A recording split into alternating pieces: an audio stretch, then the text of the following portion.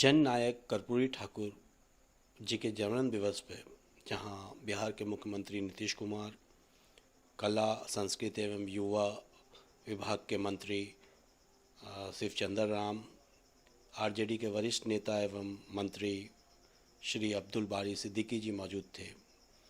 वहीं मेरी मुलाकात कर्पूरी ठाकुर जी के बेटे डॉक्टर वीरेंद्र जी से हुई, जिन्होंने मुझे बताया कि इमरजेंसी के ज़माने में जहां कर्पूरी ठाकुर इमरजेंसी के विरोध में इंदिरा गांधी से लड़ाई लड़ रहे थे, राजनीतिक लड़ाई लड़ रहे थे, घोर विरोधी थे, उस वक्त जब डॉक्टर वीरेंद्र युवा थे और राम मनोहर लोहिया हॉस्पिटल में भर्ती थे, इंदिरा गांधी उनसे मिलने के लिए 2 बार गईं। और ये भी बहुत आश्चर्य की बात है, 1 बार नहीं 2 बार गईं। और 2 बार जाने के बाद उन्होंने, इंदिरा गांधी जी ने ये पेशकश रखी कि आप अपना इलाज कराने के लिए बाहर चले जाइए, जिसका खर्च भारत सरकार लेगी। हालांकि कर्पूरी ठाकुर जी नहीं माने शायद, जो कि उस वक्त अंडरग्राउंड थे। और ये बड़ा आश्चर्य होता है कि डॉक्टर वीरेंद्र ने कहा कि वैसा प्रधानमंत्री, जो इंदिरा गांधी जैसे व्यक्तित्व का प्रधानमंत्री, जो अपने विरोधियों के बच्चों का भी ख्याल रखती थी। हालांकि इमरजेंसी के बारे में, इमरजेंसी के ज़माने में जो लोग अंडरग्राउंड थे, उनके बच्चों, उनके बेटे से मिलने के लिए इंदिरा गांधी 2 बार गईं। आइए सुनते हैं कर्पूरी ठाकुर जी के बेटे की बातें। मैं विमल चुन्नी।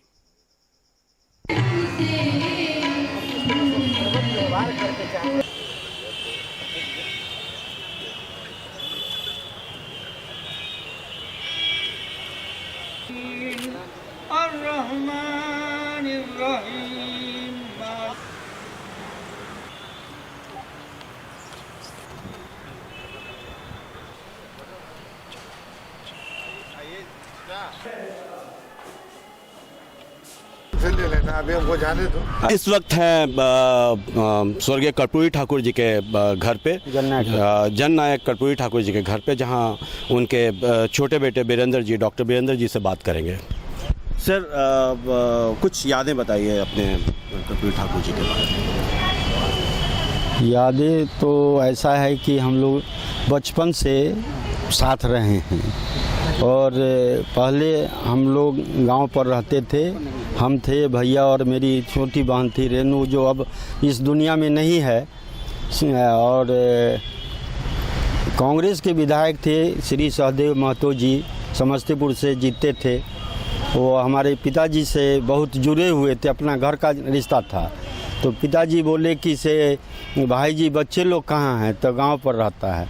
तो नहीं, गांव से लाके यहाँ लाइए और पढ़ाइए लिखाइए।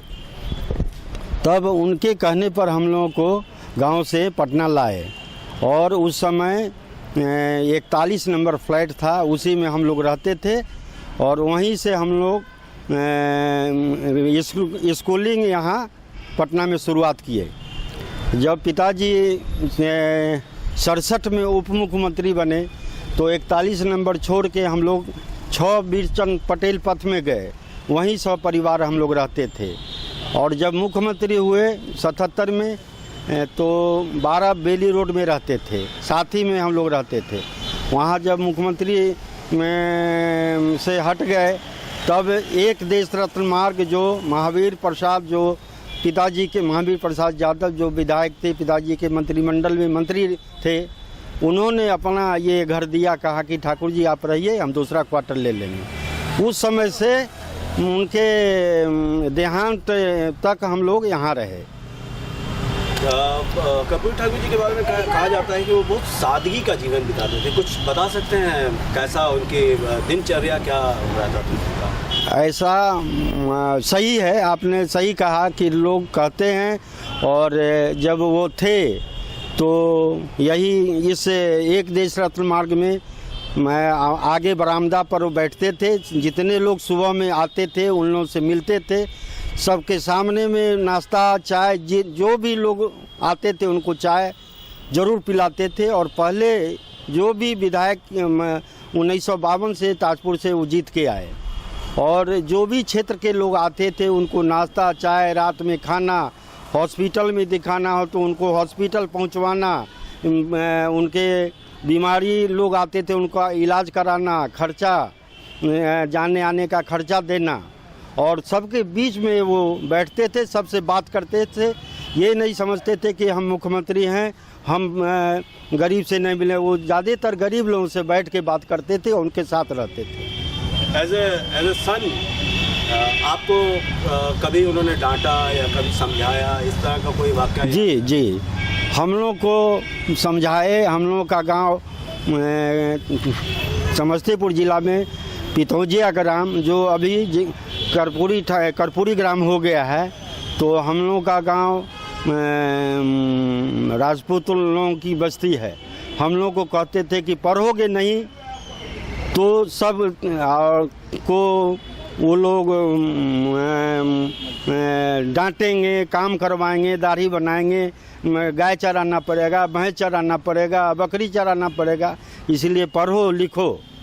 तो हम तो 74 में जिस समय इमरजेंसी लगा था, तो हम लोग बीएससी का परीक्षा छोड़ दिए थे उनके कहने पर। पूरे बिहार में जन आंदोलन 74 आंदोलन हुआ था जेपी मोमेंट में, 74-75 में हुआ था। तो जेपी के इसमें हम लोग बीएससी का त्याग कर दिए, उस समय समस्तीपुर कॉलेज में थे। उसके बाद 74 में ही मेरा मेडिकल में हुआ था, लेकिन मैं बीमार पड़ने के कारण वहाँ नहीं ले सके एडमिशन। 75 में हम मेडिकल में एडमिशन लिए और उनके कथनानुसार हम भी पढ़े और हम अपने बच्चे लोगों को भी, दोनों, एक बेटा और एक बेटी है, दोनों को डॉक्टर बनाए।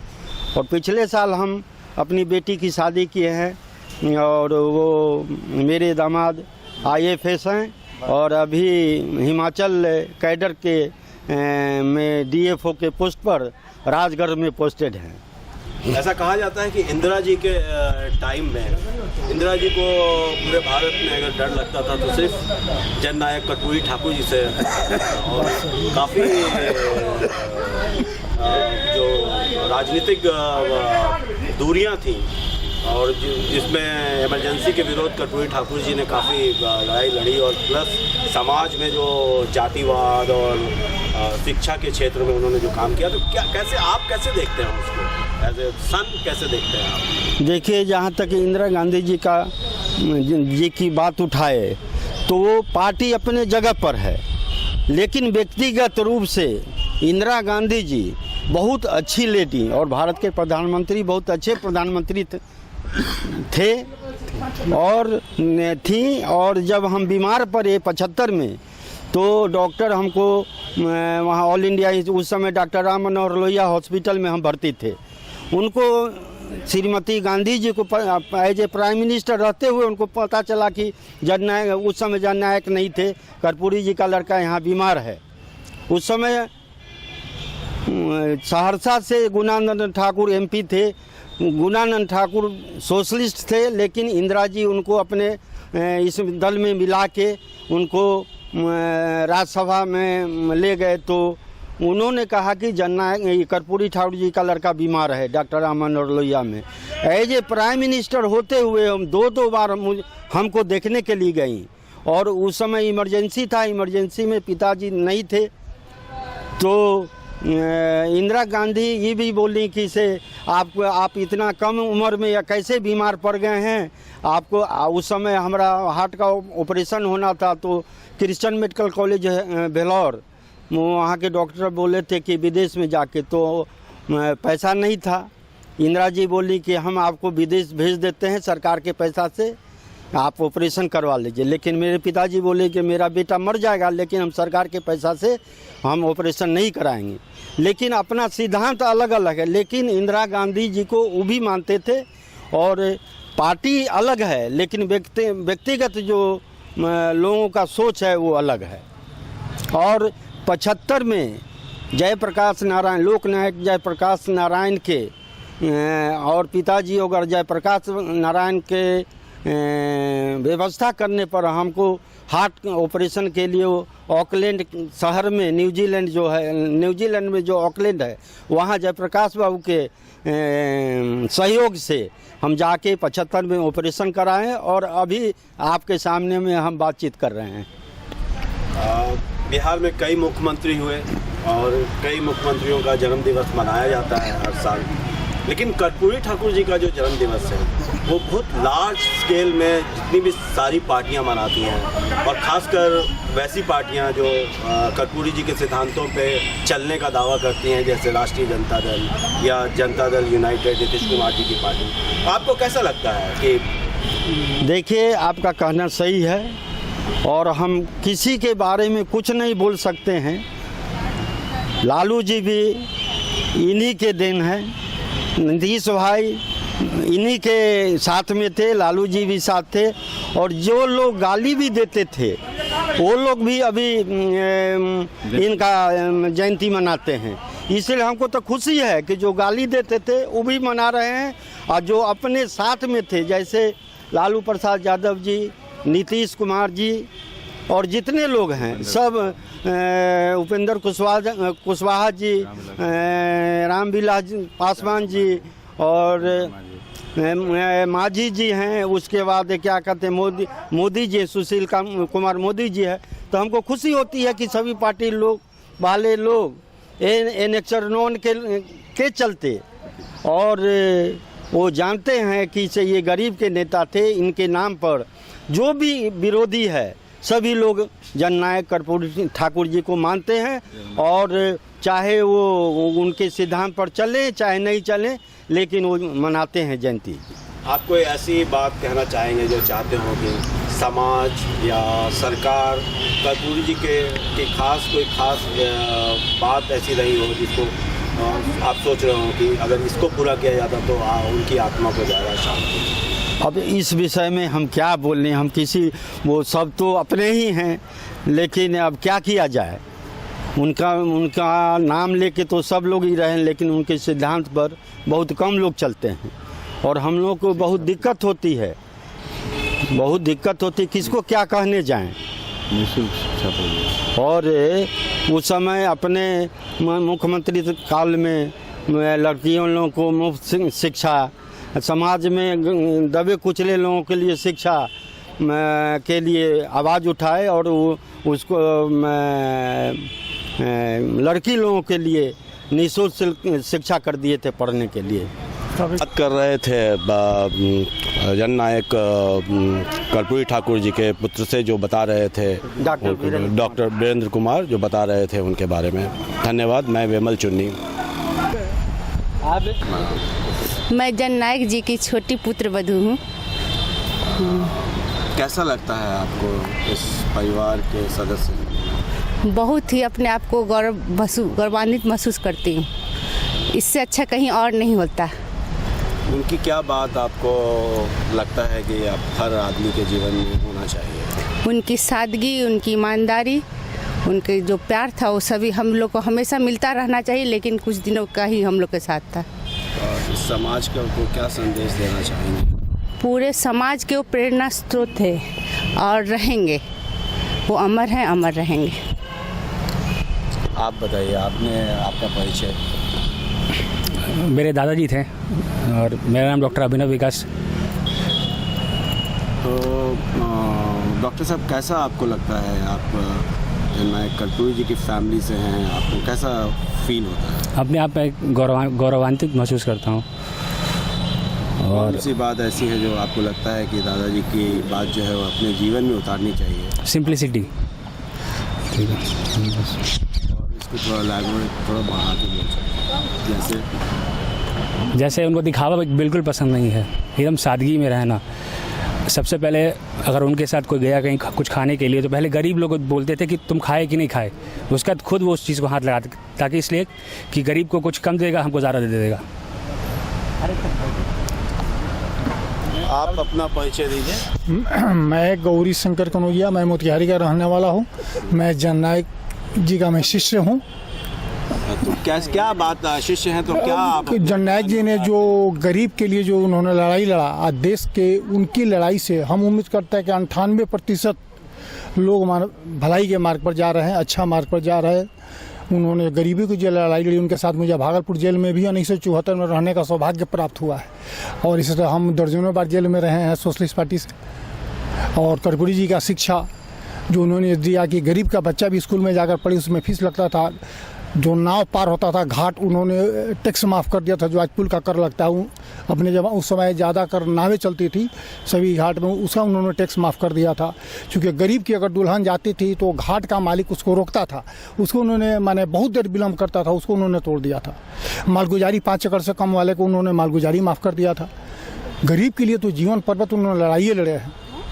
तो हम लोग बात कर रहे हैं इस वक्त कर्पूरी ठाकुर जी के परिवार के और उनके कुछ जानने वाले लोगों से, जो उन्होंने उनके जीवन शैली को और उनके संस्कारों को अपने आप में उतारने की कोशिश की है। कुछ और लोग हैं हमारे साथ। हाँ, मेरा नाम हुआ गणेश प्रसाद सिंह, मैं पूर्व सांसद हूँ जहानाबाद से और कर्पूरी जी का अनुयायी रहा हूँ और आज भी मैं कर्पूरी जी को मानता हूँ, है ना। और कर्पूरी जी जैसा उच्च चरित्र का व्यक्ति मैंने आज तक जीवन में नहीं देखा।